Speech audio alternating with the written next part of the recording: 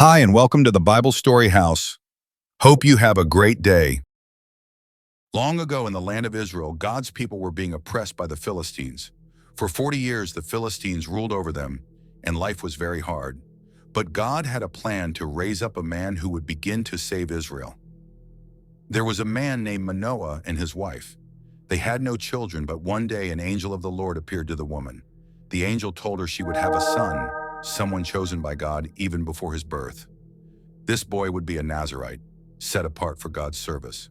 That meant he would follow special rules. He must never drink wine, eat unclean food, or cut his hair. And just as God promised, the woman gave birth to a son.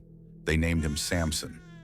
As Samson grew, the Spirit of the Lord began to stir in him, and everyone could see he was no ordinary man. He was incredibly strong, stronger than anyone else in the land. His strength came not from his muscles, but from God's Spirit resting on him.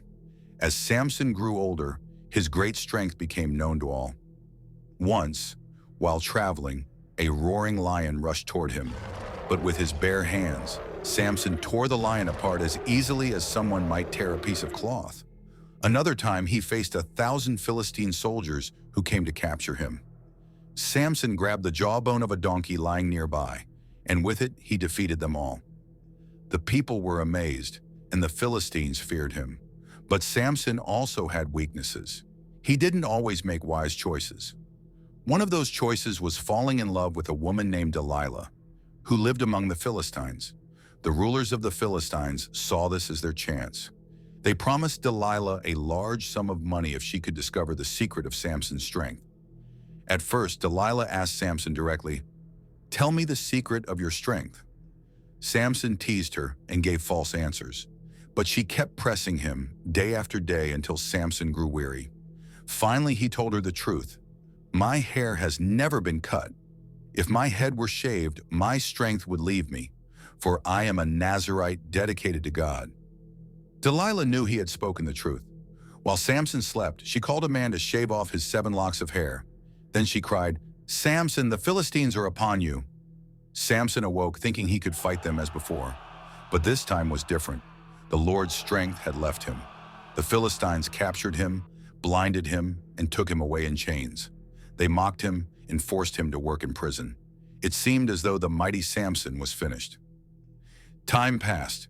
Samson's hair began to grow again, and with it, God's plan was not yet finished. One day, the Philistine rulers held a great celebration to honor their false god, Dagon.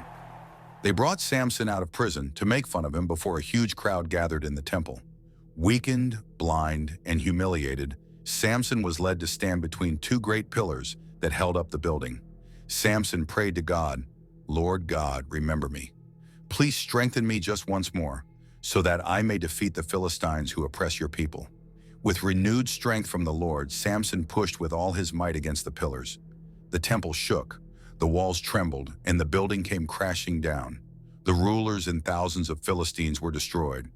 In that final act, Samson gave his life, but he also struck a mighty blow against Israel's enemies.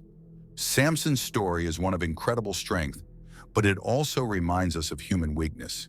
Even someone chosen by God can fail when they don't fully obey him. Yet God is merciful.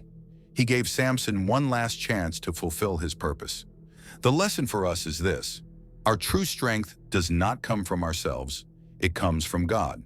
And even when we failed, God can still use us if we turn back to him. So let us trust in God's power, not our own, because with him, we are stronger than we could ever be on our own.